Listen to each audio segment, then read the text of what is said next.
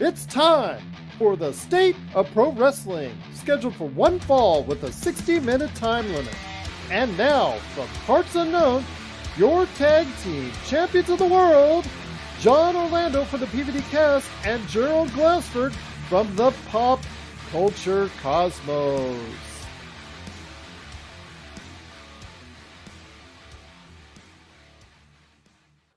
Ding, ding, ding. And we're back with another episode of the State of Pro Wrestling right here on the Pop Culture Cosmos, PVDcast, PC Multiverse, and all that good stuff. It is Gerald Glassford climbing into the ring. I actually like to go over the top rope. I like to intimidate my opponents and say, you know what? I am tall enough to go ahead and stretch the rope down a little bit so I can crawl on over, just like future WWE Hall of Famer Sid Vicious did. There you go, indeed. But along with me is my tag team partner extraordinary, the guy that always looks for the cheap pinfalls, the tight grabbing, the rope grabbing, the feet on the ropes. Yes, feet on the ropes too. Feet on the ropes, whole 9 yards. Oh, actually, or you push it back on the where the turnbuckle is as well. All that's to get leverage. The international object always in hand. It is a good man indeed. It is, of course, my good friend. He is the mastermind behind, of course, Matt Talk, which is actually Matlock Talk, not wrestling talk.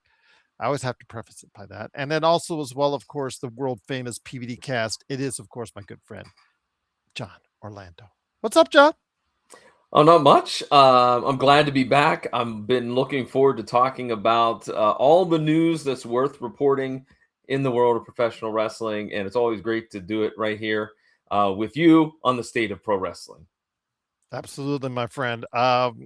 Great time. Heading into WrestleMania season, the road to WrestleMania. John and I have gotten in the car like they do, after a long show, they go on the road, heading to the next stop. But we're on the road to WrestleMania right now. John and I, vroom, vroom, vroom, heading out to Las Vegas. I actually might still think about getting Las Vegas tickets here as far as the WrestleMania tickets because they are throwing discounts right and left. They recently had a 31%er for 316. They threw out a 25%er yesterday. They're desperate to try and get the Allegiant Stadium filled up for both days. So it's interesting. So I'm not counting my chances out just yet at getting a nice, cheap or comp ticket because I don't want to spend $400 now. It's now went from $800 for both nights to now about $450, $500 right now for both nights. So I think plus my daughter, one of my oldest daughters, is now a big Liv Morgan fan. So I have to now seriously consider putting out the cash as well. So we'll see. I'll think about it, I'll say.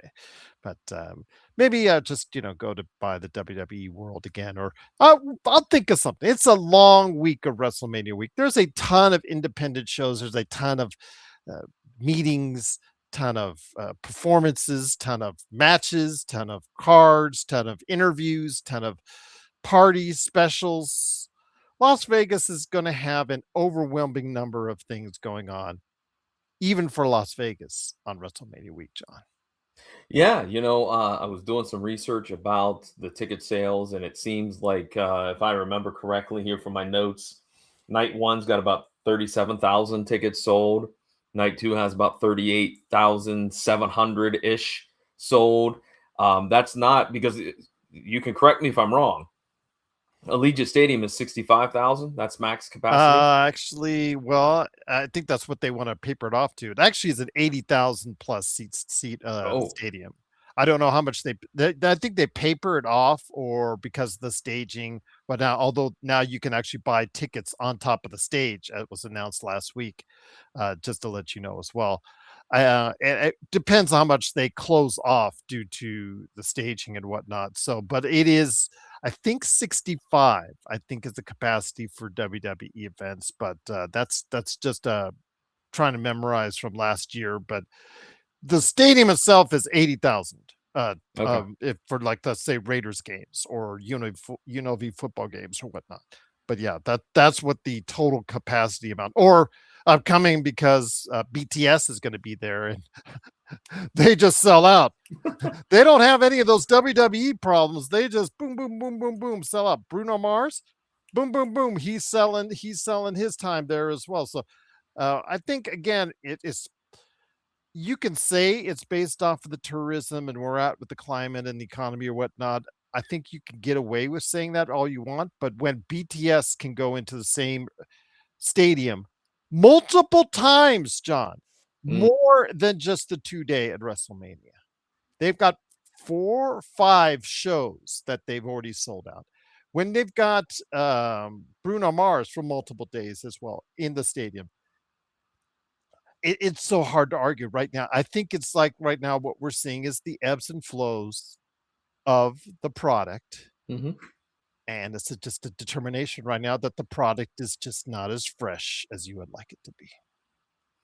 And there shouldn't be that reason. I mean, we should have they have plenty of talented individuals that they could build great storylines around and get that interest coming to Allegiant Stadium. I mean, it's getting to a point now where, as I was doing research for today, the rumors are The Rock might show up for a quick appearance, Cena might show up for a quick appearance. Tom Brady might be. Oh, it's so cute. WWE is so cute, but Tom Brady might be talking. Well, he owns a piece of the Raiders, so it's not that hard to go ahead and reach out to him.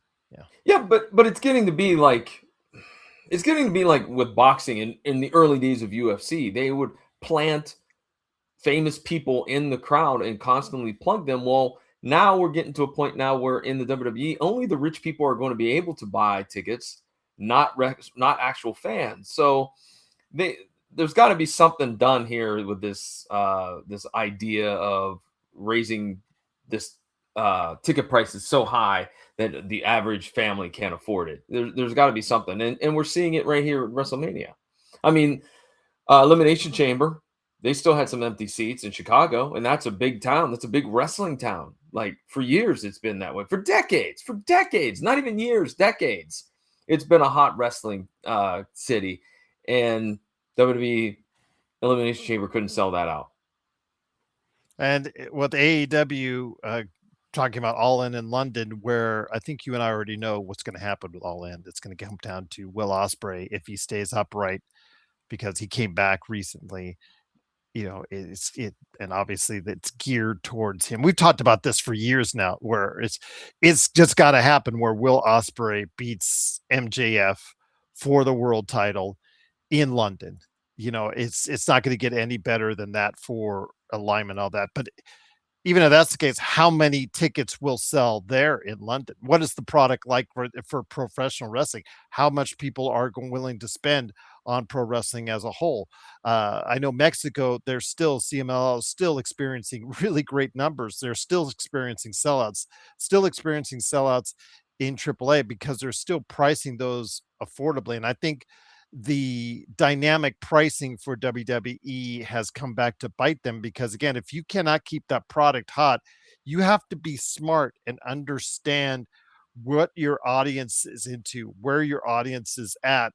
You have to be cognizant. You cannot be in a bubble. You have to be always cognizant of where your audience is at as far as hot or cold on your product. And it's clear in the past 6 months based off of the failure, or I should say the disappointment of the John Cena. I want to say fair because he sold out arenas, sold out stadiums in his final tour as a heel and whatnot.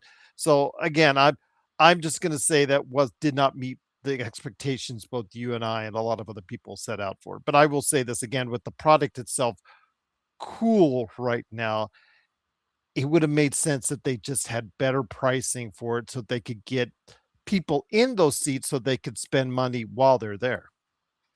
Yeah, I mean, there's got to be somebody at TKO that understands economics, right? I mean, it's simple supply and demand, and if people aren't demanding to see your product, then you got a big problem, WWE. Do you think, Gerald? Do you think that they're overlooking this Mania? Well, I know this. Well, first of all, WrestleMania Las Vegas last year wasn't supposed to be in WrestleMania in Las Vegas last year. You remember it was taken away from New Orleans because of, for whatever financial reasons, Las Vegas threw some cash at them. It did exceedingly well in the specific weekend it was in. I think it hit Easter weekend, which is normally a less than average weekend for Las Vegas. So yeah, it really hit all the night right numbers, and they thought, let's go back to the well one more time and set up, because they're obviously looking for the great payday next year in Saudi Arabia. But I still think they should have put London on the map. They need, we talk about London Mhm. all in. London and all in, whatever they get, 40, 50, 60, 70,000, whatever they get, is going to be a litmus test for what a WrestleMania can do over a 2-night period. I really think that they still should look towards London as a city that they need to go ahead and invest money. If they're investing money in going into Saudi Arabia, and I know that they probably won't fill that up like we saw at the Royal Rumble, it makes sense to go ahead and look at that venture as well. Going back to the same place, Las Vegas, even though I'm from Las Vegas and I appreciate the everybody coming in and spending their money in Las Vegas. Thank you for doing so. It's just clear it's so hard to go back and do the same thing you did last year in the same place you did last year. That's a good point, and I never thought of it that way. That this is probably the first time, or maybe the second time, because Atlantic City, 4 and 5 were at Atlantic City, but besides that, I can't name another uh, WrestleMania that was back to back in the same city. Besides Vegas and Atlantic City, and weird that they're both gambling places. Weird indeed. I'm not sure if that was the only reason, but yeah, No, I'm definitely. sure. Uh, well, I'll say this again. This was, I think, a gap year for WWE in the sense that, yeah, they were looking to go ahead and they didn't really have an answer, an alternative. I still, again, would have just said London for me, because I really think London would go over huge for WWE WrestleMania. That's from what I'm seeing and I'm observing from how they travel in Europe to what AEW does in Europe, and that they are the more well known product than AEW. So again, I just would have said I would have seen what, and London wants it. The mayor's wanted WWE WrestleMania for years, and they've just been resistant to do so because they haven't gotten, I guess, the money figure in advance. And I think that's all it comes down to. Sometimes the WWE, from what I'm seeing, they just see what's up front, the upfront cost, the upfront cash, and they just look at that sometimes without seeing the bigger picture, my friend. I think that's where we're at with the Endeavor, the TKO, WWE of today. Is sometimes they will just grab the quick cash, whether it's through a TV contract, whether it's through a site contract, what have you, and they'll see that instead of sometimes seeing the bigger picture or long-term picture for what it might do to their audience. Yeah, I agree with you. I think playing that long game is well. I mean, look, playing that long game, even in booking matches, it works much better than if we're just trying to quickly jumpstart something. And I feel that's the same way here, just as you mentioned. They don't look at the bigger picture for the economics of things. They look at the short term. We'll take the cash and go, and that's how we ended up in this situation where we have less than what you would say roughly less than 50% capacity at the Allegiant Stadium. I agree. I agree, my friend. So again, when it comes right down to it, I think that they made a calculated error, and as far as what they thought they could do, what they thought they could get, I really think that they should have looked other places to go ahead, and they would have got made, I think, a little bit more coming out of it, plus a lot of goodwill if they would have done it somewhere other than Las Vegas. And I'm saying this because, and I'm saying this being in Las Vegas, John. Yeah. And, I would love to have I'm would love to have 120,000 people again spending all their money. And the fact is, I am grateful for the fact that Las Vegas is going to be having such a great amount of people still coming in to Las Vegas and all this money coming in. It's great for the local economy. We need it very much. Absolutely. Cannot say no to it. But again, if we take a step objectively and look and see, was this the right move for WWE? Obviously, by the difference in the response and the anticipation for this year's WWE WrestleMania, rather than what we saw last year, I think there's a clear difference, and it's not going in the right direction. No, it is not. And when I know in a few minutes we're going to start talking about matches, and I some of these matches, I don't consider them to be WrestleMania worthy. I think that they are much more of a Raw or SmackDown caliber matches, but I digress. We'll get into that shortly here. But yeah, I mean, but I can't say anything more than you've already said about the economics of these tickets and the pricing of WWE events and whatnot. I'm in total agreement with you, Gerald. What do you guys think about what's going on with the WWE and WrestleMania leading up to this year's WrestleMania? Would you have liked to seen it in a different location? Where would have you liked to have seen it? Again, I'm very grateful that it's here, but you could clearly see the advance for this year's WrestleMania as opposed to last year's WrestleMania. The anticipation and the excitement for it, it's just not the same. So let me know your thoughts about WrestleMania when you get a chance on the PVD cast or right here at the Pop Culture Cosmos indeed. But my friend, there's still much more to talk about when it concerns the lead up to WrestleMania. And that's the reason why there's not as many people as excited for what's upcoming for WrestleMania. So your thoughts on some of the announced or looks like targeted matches for this year's WrestleMania? CM Punk versus Roman Reigns, Cody Rhodes versus Randy Orton, Stephanie Vaquer versus Liv Morgan, Rhea Ripley versus Jade Cargill, Oba Femi versus Brock Lesnar, as of this recording, have been the matches that have been announced and already signed for what we're seeing. For me, it's a lot of the same old, same old. Yeah. Again, I've told you ad nauseum, I'd like something different. I'd like to see a Javon Evans or an LA Knight, especially an LA Knight, be put in that spot to see what you could do, but they refuse to do so. And Chelsea Green, would love to see what kind of opportunities she can make for herself, but no. And with the absolutely ridiculous turn by BFAB and Meechin for some unknown reason, nobody knows the reason. Okay, just you don't like jobbing to Jade Cargill, so the next week you go ahead and you align yourself with Jade Cargill, and it just makes absolutely whoever wrote that up needs to go ahead and turn in their books. Needs to turn in their books. Needs to turn in their paper. They need to go. Okay, it just you don't explain anything. It's like you took an entire chapter out of the story on that. So yeah, be that as it may, it's just again, and you wonder why that they're not getting as many people here coming as they did last year. So I'll just leave it with you, my friend. Your thoughts on the WrestleMania card going so far, and what changes would you have made in it so far, my friend? Well, first of all, okay, Punk and Reigns is probably going to be a good match, but I'm not excited for it because I've seen it 100 times. And they keep calling each other old and whatnot. Yeah, Just stop it. Just stop it. Just exactly. stop it. Is that the best you can do on two of the best orators in the WWE, and that's the best you can do? You're old. Yeah, I have not enjoyed their promos.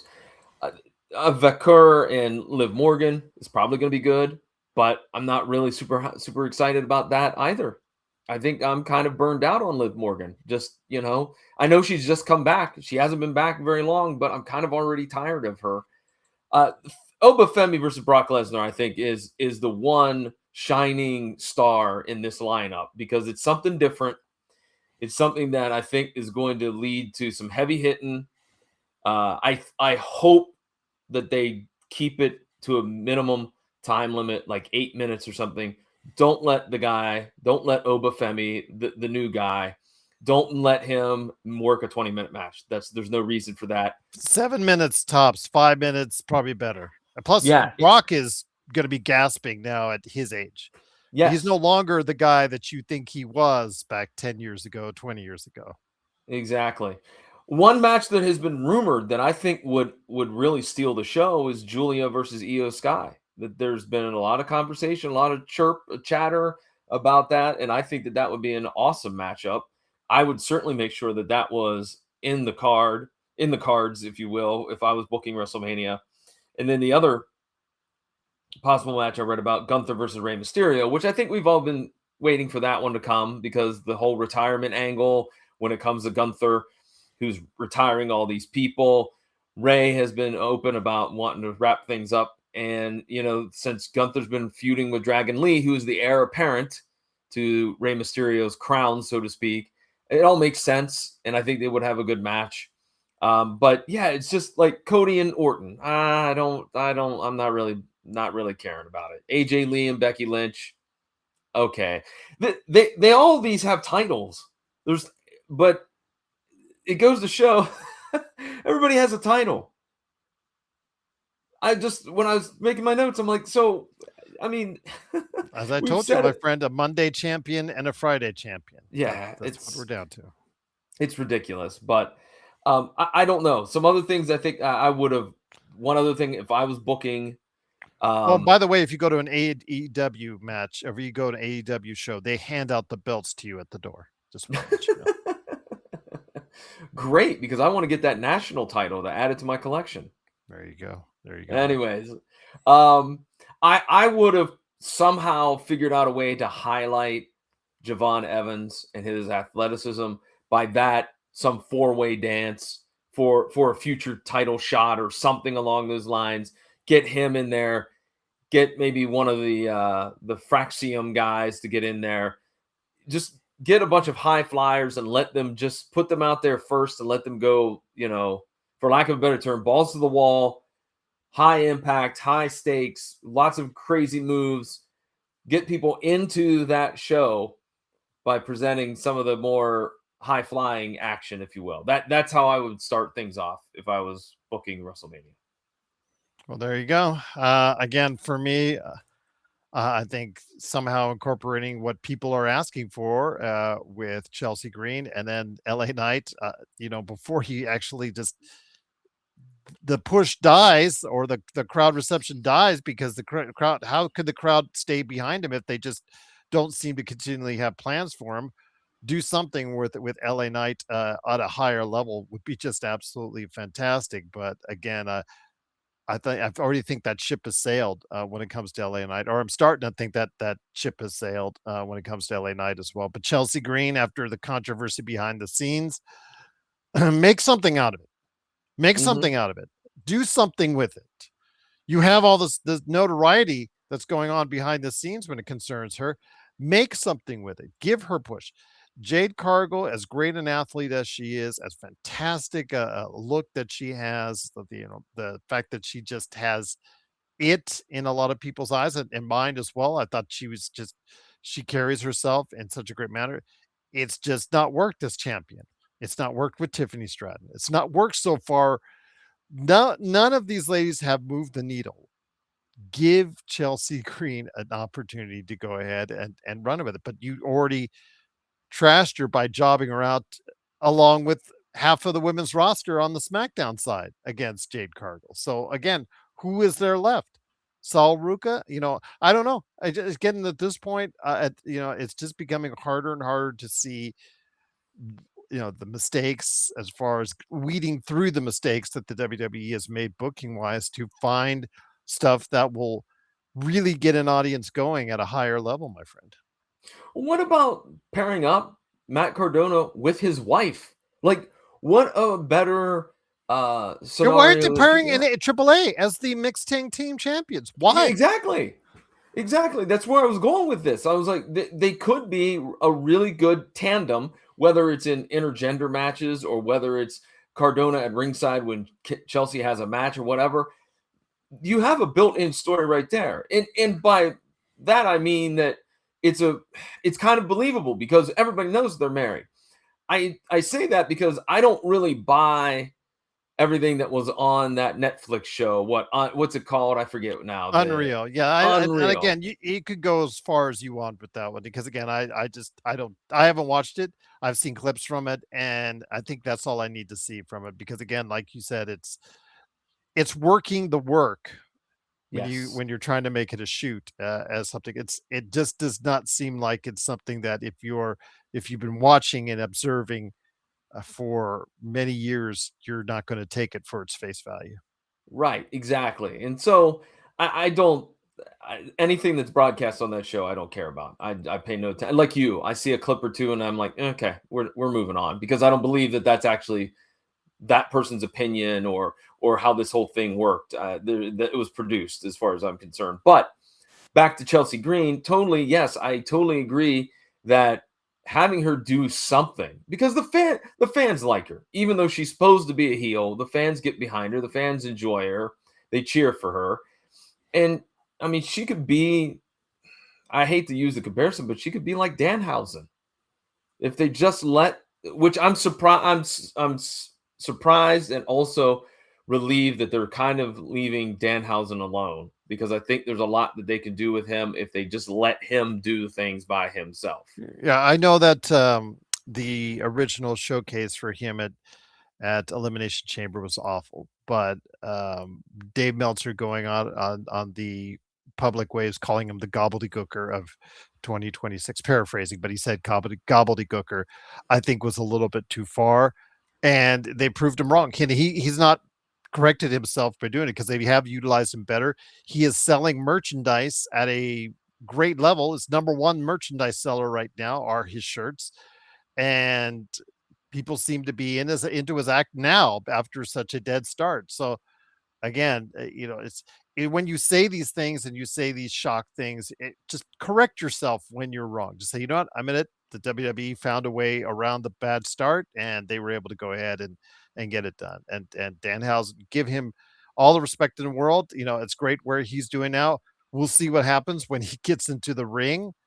That's going to be a very interesting proposition. That it could kill his character or make his character. We don't know, but again, what they're doing right now is a whole lot better than what they have been doing with him as far as his initial start is concerned. I'll just leave it at that. But again, my friend, there's so many things that they could do differently heading up into WrestleMania. I'm just very sad that they haven't. But again, if I find the right deal at the right price, I may still want to go. I may still want to go, because it looks like it'll be easier to go than last year. Last year was just like I got turned down left and right, looking for tickets, looking for decent tickets, look for comps, because they were at a premium. That premium is not there this year. Yeah, and I was just thinking too, when you were talking about that, that another thing that I would certainly incorporate, if we can go back to that, if I was booking WrestleMania, is I certainly would incorporate some of the NXT talent in the AAA talent as well. Again, giving something different. There's plenty of storylines that are going on, I'm sure, in AAA, and I know there are in NXT, that you could bring those up to the main stage. I'm not saying all of them, just pick one. All right, pick one. It's kind of like, to me, it's kind of like in the Royal Rumble, where you get the one, throwback, one legend, the one surprise you didn't expect. And so there you go. Just give one AAA match and one NXT match, and then you have something different on those shows. Now, I am surprised that they're not doing an NXT show in Las Vegas. That's the only thing that they're not doing in Las Vegas, is an NXT show for that week. And mind you, they're smaller venues. They don't have to put in a 8,000 seat arena where they're struggling already to find people that want to go to SmackDown and Raw.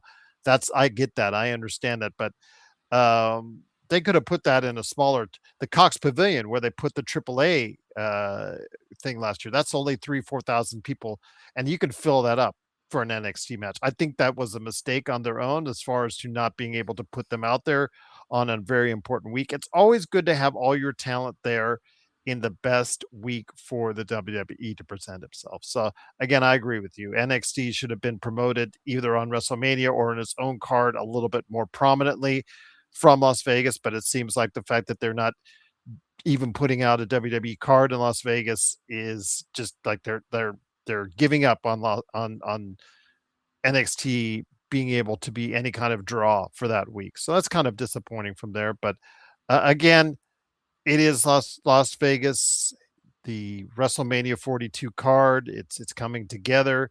But is there any more, I guess, suggestions that you'd like to put into there before we head on to other parts of the show? No, I'm just going to say that I think that this lineup is very bland. All right, that's the best way I can describe it.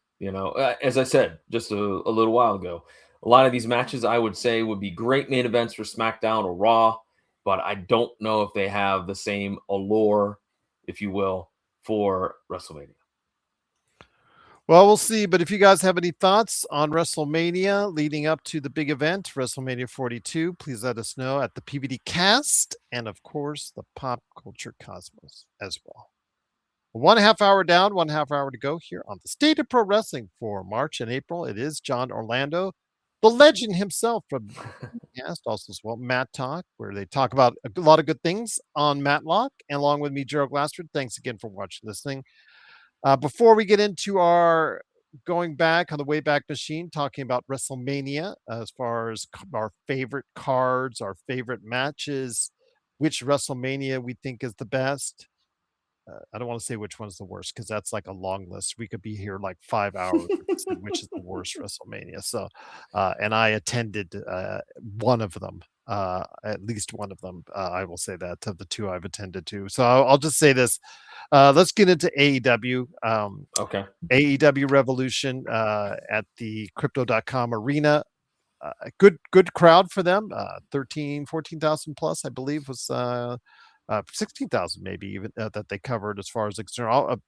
Great crowd. Sure, great response. I don't know. I don't want to, again, it just hurts me to say differently for what Dave Meltzer says. Because again, as I told you, I followed him so in my younger years so passionately as far as what his work was doing. But I cannot say that this was the best pay-per-view card possibly of all time, is what he reiterated or alluded to, paraphrasing that he said. It was a good one and spots, but the main event I think is getting a lot of people just back and forth on, because to me it was a one match card for me, as far as nothing else I was interested in seeing. None of the other names in the matches they were in I was interested in seeing.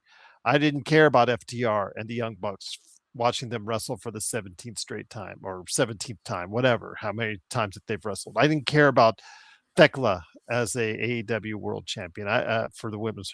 I didn't care about Willow Nightingale on the TV title. I didn't care about the AEW women's tag team title. I didn't care about any of the other things that were going on with AEW. And that's the fault of the booking. Make me care about what you're doing. And I just don't. It just does not seem very interesting. They can have great 2.5, 3-star matches. They can go have their party matches, which are really good at times. And I will give them kudos on that. There was actually a good party match, 6-man tag team match here on the card. It was really good. But should that have been on Dynamite instead of on AEW Revolution? I'll let you be the judge on that one. But AEW Revolution was defined by one match, and that was MJF versus Adam Page. Hangman Adam Page for the AEW World Title. I guess the stipulation is that now, if with the loss, Hangman Page can never challenge for the AEW title again. So take with that what you will, my friend. But it was the violence that was there. And you and I come back from a background of watching hardcore matches, watching brawls, watching ECW for so many years. And I think ECW doesn't hold a candle to what the extreme amount of violence that they do on these type of matches in AEW, because getting out a hypodermic needle again, but making sure this time you could put it through the cheek of your opponent and then go ahead and make sure you dispense with the liquid inside just for as a sight gag. It's, I don't get it. I don't know why. And then, just doing the skewers on top of your world champion, if you're world champion and you want to make yourself presentable and marketable to Hollywood and whatnot, why are you putting like 50 skewers on top of your head and letting that picture show out to you? So your thoughts, my friend, on AEW Revolution. Again, it didn't sicken me the way that when Hangman spit into blood into the mouth of Swerve Strickland the last time they were there. It didn't seem like it was more organic hatred like Tony Storm and Mariah May, which, okay, they had a very brutal match, but I enjoyed it. I really enjoyed it because of the hatred that they were portraying on each other. It just came across. This just seemed violence for the sake of violence because coming in, they did seem like these two guys hated each other enough to go ahead and do what they wanted to do to each other. So that's what makes it count too as well. Have the passionate to fire to go ahead and justify what you're doing in these type of matches and the hardcore element of it. And with Swerve Strickland, Hangman, Adam Page, okay, you burn the house down or you threaten the kids, whatnot. Okay, then I could see, then it gets to the point where okay, whatever you're going to do to each other, I have to take it for some of it what it's worth. This time it just seemed like okay, let's figure out a way to do some really cool spots that in your mind to really do some hardcore stuff that'll take care of that segment of the audience, that AEW audience, which you know what, credit to them, they're getting what they like. I'm just going to say this. I think my first statement that I wrote down on my notes says it all. It says, I'm disappointed with MJF. I cannot believe that he let somebody talk him into doing this. Because as you pointed out, he has been, since day one, he has been the classy world champion.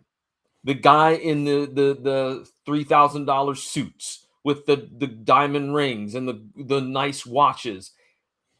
He would never, ever stoop to this level. If you had somebody that was of that aura, if you will, they would never say, yeah, sure, let's go into a match where you're going to stick a bunch of weird objects in my orifices and what. No, Flair would have never done this. Even back in the day, he would never have done this. And many of us would consider him, and I think it's not any shock or big controversy, to be one of the greatest in the looks of what a champion should be like. And MJF just kind of went along with this. I don't know who pitched the idea. I hope it wasn't MJF, but I can't believe he went for it.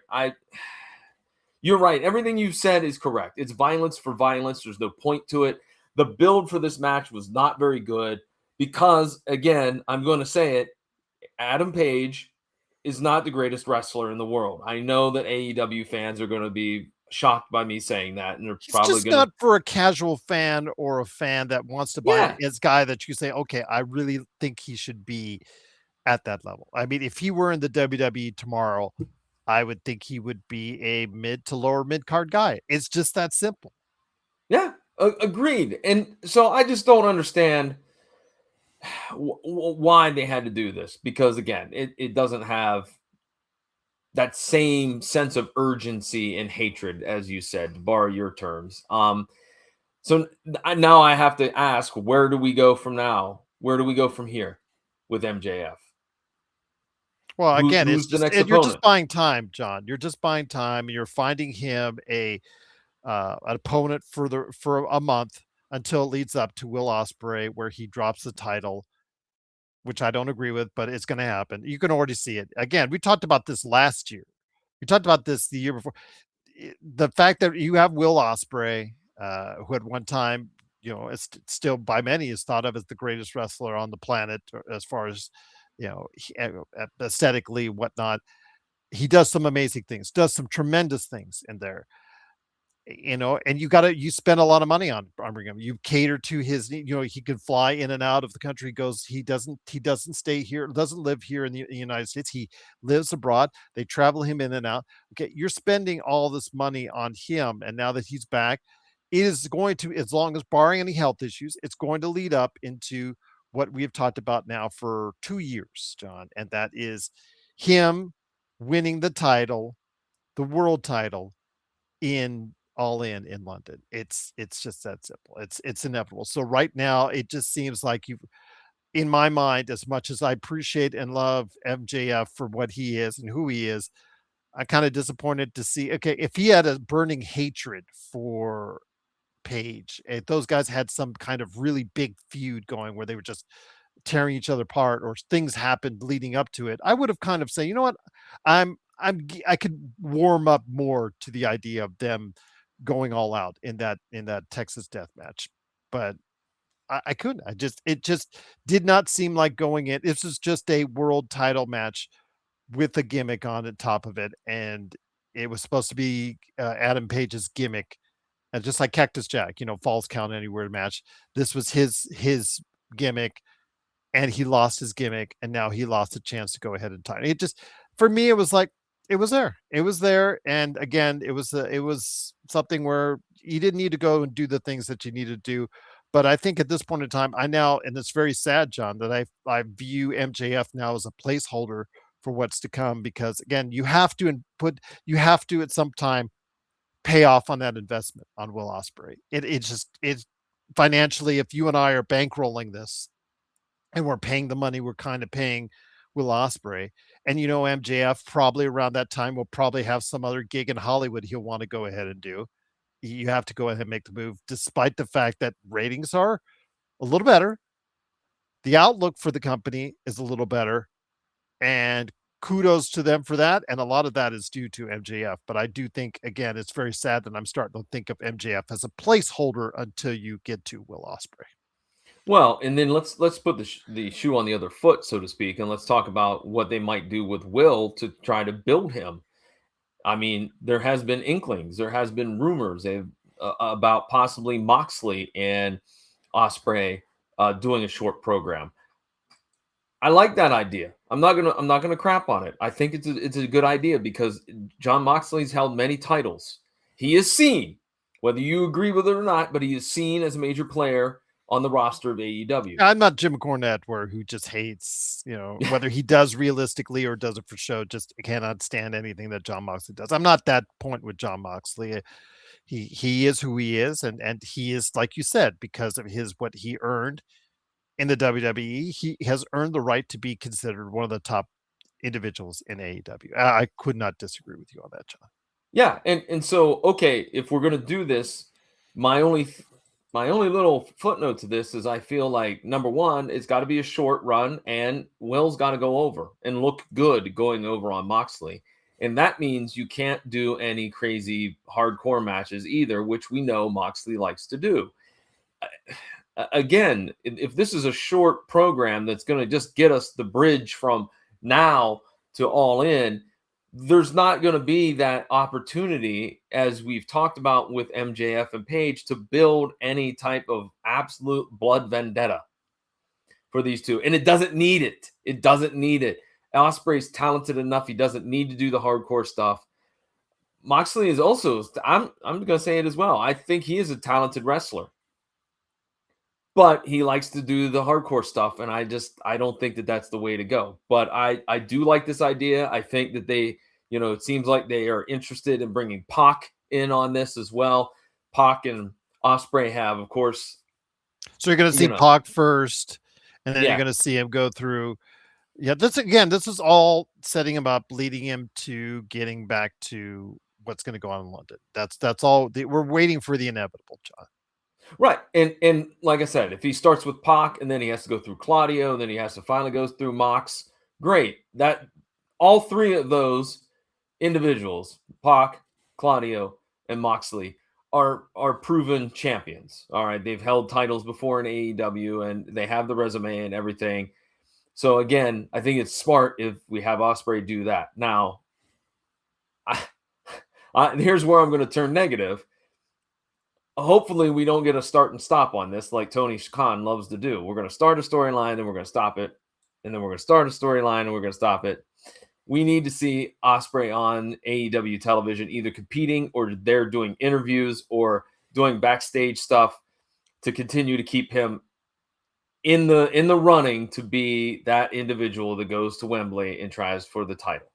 I agree. Even though he's not the best interview at times, no, he is still, again, he fires the crowd up. Again, the AEW crowd is absolutely behind it, and I get it. I understand that. I still think it's best for your long term if you put it on MGF for an extended run again, but I know that I can already see what's going to go on. So I say, you know what? Okay, and you spent this kind of money on him.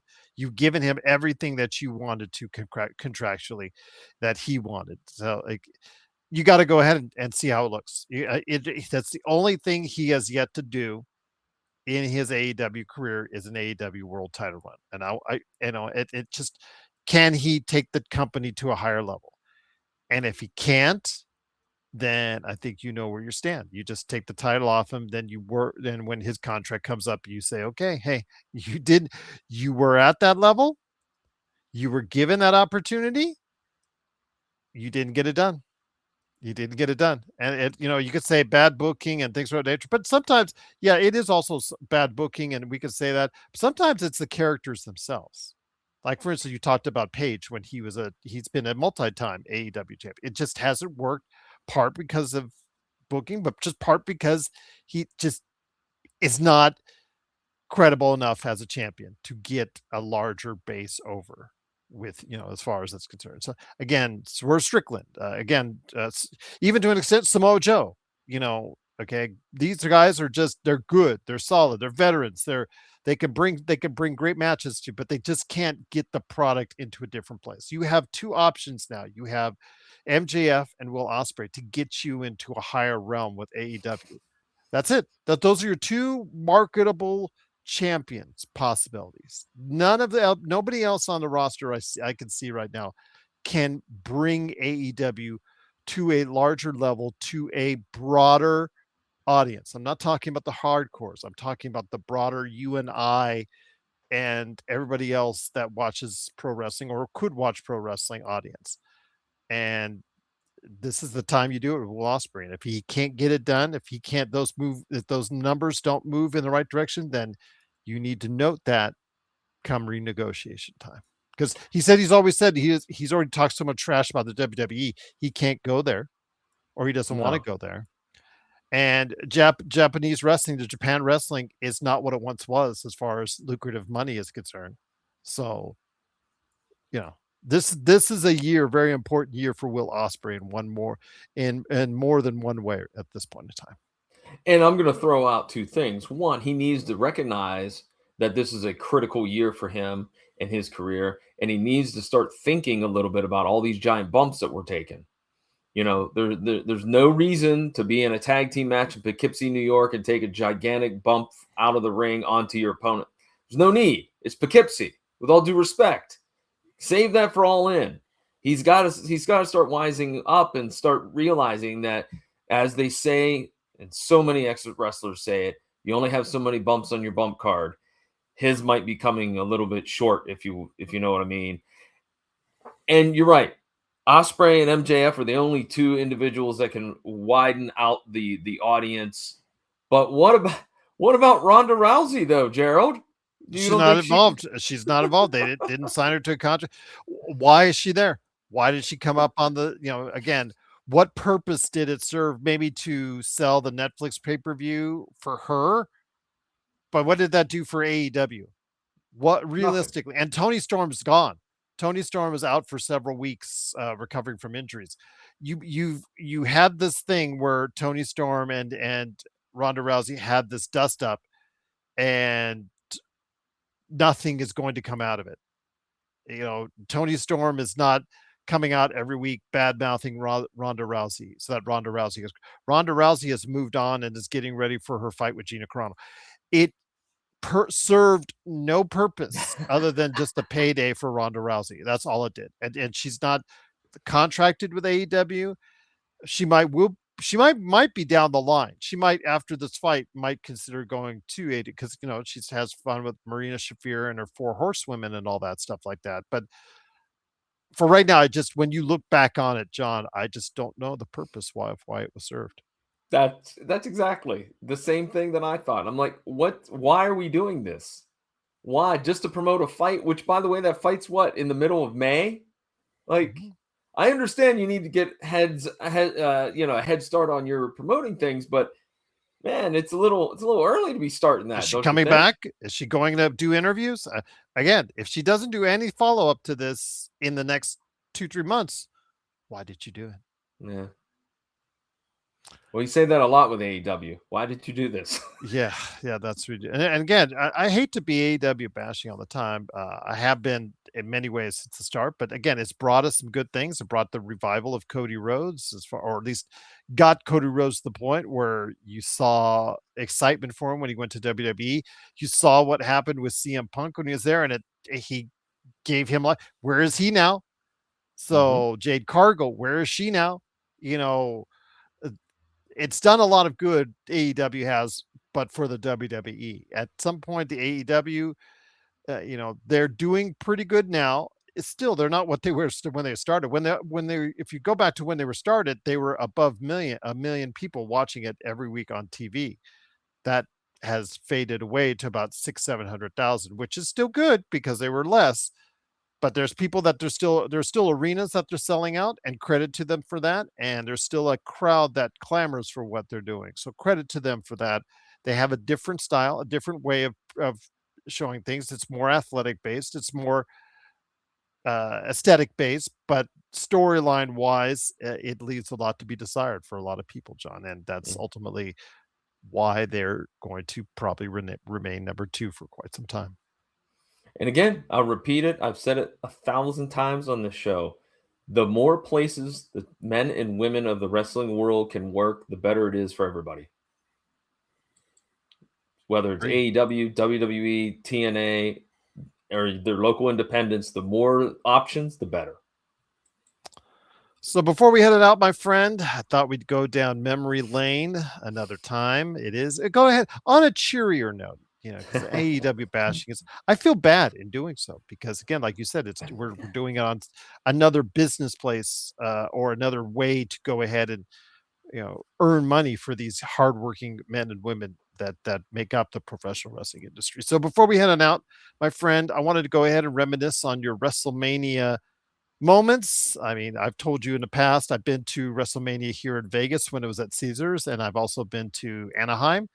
I barely remember that one. I've told you my emotional reasons why, and I will just say that there's a lot of memories that I've seen on TV that will always fascinate me and I will always remember and cherish forever. So with that, my friend, the WrestleMania card and WrestleMania match that you have most fondness for, my friend, before we head on out. My favorite WrestleMania moment that I hold near and dear to my heart is when I went to WrestleMania 22 in Chicago. Because the reason why, as a little kid, I always wanted to go to WrestleMania. I always wanted to go.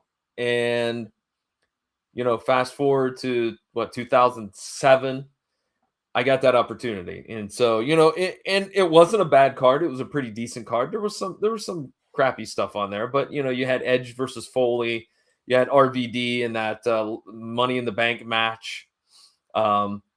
One of the great three-way matches, Kurt Angle, Rey Mysterio, and Randy Orton. That was really good. But it was just the opportunity to go to WrestleMania. I went with one of my best friends, so it was a cool trip for both of us to make. And yeah, I mean that's my favorite Mania. Is 22. And your favorite match of all time? I'm sticking with my guns. Steamboat Savage. I really enjoyed it. The pacing, the story behind it, because Savage had injured the larynx of Ricky Steamboat. How dare he? And there was even the little dust up with Bruno in the back, which captivated me. Just WrestleMania 3, that match just for me it's on my list of favorite matches of all time, but it's definitely also WrestleManias. Well, I can tell you how, because something similar as far as my favorite cards. I'm going to have to put it like in a tie because I remember WrestleMania 3 to this day. And what I did, we all gathered around my friend's house to watch it on pay-per-view, and just to see from the little transistor TV that they were showing it on, it just how the crowd, just to see that type of crowd, and I had never ever in my life at that point in time had seen such a large crowd for a wrestling event, and I was just so happy to see professional wrestling get to that point, and the spectacle of it. When we talk about spectacle of professional wrestling, I don't think you can get any better for its time as a spectacle than WrestleMania 3. As an overall card, I would probably put the Houston Astrodome WrestleMania X7 as the number one because of match quality, because of Rock versus Steve Austin, the McMahon Street fight, the TLC match for Edge and Christian, the Kurt Angle versus Chris Benoit match, Chris Jericho versus William Regal. Those were all really solid. And then, of course, like I said, Rock and Steve Austin.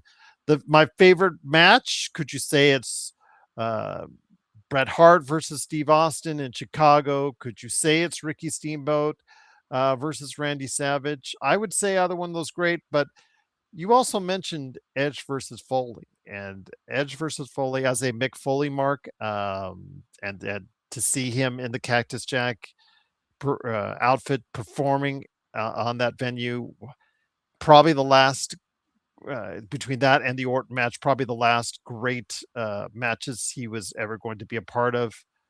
I would probably say the Edge Foley match was probably the one that I look towards to the most. Again, for spectacle, Hogan versus Andre, but again, as a match, if you looked at it, it's not that pleasant to watch. But as a spectacle, you could say Hogan Andre, or you could go to Hogan Rock, or you go to Hogan Warrior. As just the sheer build up and anticipation, for those matches. Again, I there's just so many things to choose when it comes to WrestleMania. Talking about the Undertaker and the streak ending. Yeah, just so many things you would want to go ahead and say and do. But I'd probably say Edge versus Foley, just because. Yes, and we talked about, we're not trying to be hypocritical when we say hardcore. I just say there's a limit to where I want to see hardcore before it gets to the point where it's just like, is that really necessary? And they didn't cross that line. Flaming Tables doesn't cross that line for me, because we've seen it now numerous times, or thumbtacks or stuff like that. We've seen it numerous times. That's fine. As far as across, but when you go through hypodermic needles and skewers in the guy's head, that's just a little bit beyond of what I was saying. It's just, at this point, it just becomes, okay, I'm going to let you do something to me, as opposed to I'm going to resist you doing something to me, and then it gets done anyways. So for me, Edge versus Foley would be probably my number one. Edge versus Foley and many of those ECW hardcore matches told a story. That's the difference to me between a hardcore match and a death match. That's the deal. Is I feel like it's there's a story behind it that is super important, and there's a reason why we're having this hardcore match with tables or chairs or kendo sticks, and not, oh, hey, these two guys just want to fight each other, and they're going to use cement blocks and thumbtacks and light tubes and all the jazz, So to me, that's my difference. So, but yeah, Foley and Edge. I actually thought about Rock Hogan too, putting it on my list, because that environment was crazy for that match. I remember watching it at my buddy's house, and I couldn't believe it. So, but I'm still sticking with the old tried and true Steamboat Savage. There you go. And again, this past WrestleMania, the three-way match for the ladies, Rhea Ripley, Bianca Belair, and Io Sky, that is probably the best WrestleMania match I have seen in a long time. And please, no one sell that short, because those ladies really worked hard in that match, and that it shouldn't be discounted at all. Again, just a sensational match. But yes, if you have any WrestleMania memories that you'd love to share with us, please let us know in the comments below, or on the PVDcast, or at popculturecosmos@yahoo.com. Well, my friend, it's a great episode. Please follow John Orlando at the PVDcast, and also Matt Talk, where he's covering everything Matlock. I know you've got some great shows lined up. Want to drop any knowledge real quickly on what's going on with your shows before we head on out? Yeah, right now, for the PVDcast, as we're talking right here, I just talked to a gentleman by the name of Corey, who runs a wonderful YouTube channel called Wilkie's Movies and Music, where he does a lot of different programming, all revolving around those two things. We have a great conversation about movies and music, obviously, but we also tap into physical media, because Corey's a big fan of that genre of electronics and technology. So it's really fun. It's over at pvdcast.com. Or wherever you find great podcasts, you can find it there as well. And Matt Talk is this wacky little podcast that I do with my partner, Jason Taylor. We talk about Matlock, the old 90s TV show with Andy Griffith. We watch an episode, we review it, we then dissect it, talk about it, poke fun at it a little bit. And I can't believe, Gerald, we're almost done with that because we are in season 7 and there's only 2 more seasons left. So we may be maybe just a year away from being done with that project. You may have to go actually to Matt Talk, where you're talking about wrestling on that show. Indeed. But once again, it is John Orlando. Please go ahead and support him today at the PVDCast.com and also Matt Talk as well. Well, my friend, it has been great having you here once again. When we come back on the show next month, we'll go ahead and recap WrestleMania and our thoughts leading out of it. I did want to also mention to everyone out there, next week marks the 500th week of the pop culture cosmos. 500 straight consecutive weeks of bringing you the best in pop culture. We are going to hopefully do something special for you guys out there. So hopefully you get a chance to check that out. But I just wanted to say from the bottom of my heart, John, thanks so much for being a great friend and a great supporter of what we're doing here at the Cosmos and the State of Pro Wrestling as well, my friend. And congratulations to you. I mean, 500 weekly episodes. It's like, if I may use an analogy, it's like Cal Ripken. You're like the Iron Man of podcasting. Again, it's just been something where we've been very lucky. I just enjoy doing it. Just talking about pro wrestling, talking about pop culture. These are the things I really enjoy doing on a daily basis. Talking about sports and the Lakers, I love doing that as well. So again, these are the things I enjoy doing, and I'm glad I could bring it to you. I'm glad that John can bring it to you, and I'm glad we can bring it to you all right here on the State of Pro Wrestling from the PVD Cast, Matt Talk, and the Pop Culture Cosmos as well. So for John Orlando, this is Gerald Glassford. We're tagging out. We already got the pin. We're going ahead and we finished our promos. We already talked trash on all of our opponents. We're looking to go ahead and head on out and go on the road to WrestleMania. We're looking forward to it, and hopefully you are as well. But we'll be back next month to recap WrestleMania and what goes on next, only from your friends right here at the State of Pro Wrestling. Ding, ding, ding. It's time for the State of Pro Wrestling, scheduled for one fall with a 60-minute time limit. And now, from parts unknown, your tag team champions of the world, John Orlando for the PVD Cast and Gerald Glassford from the Pop Culture Cosmos.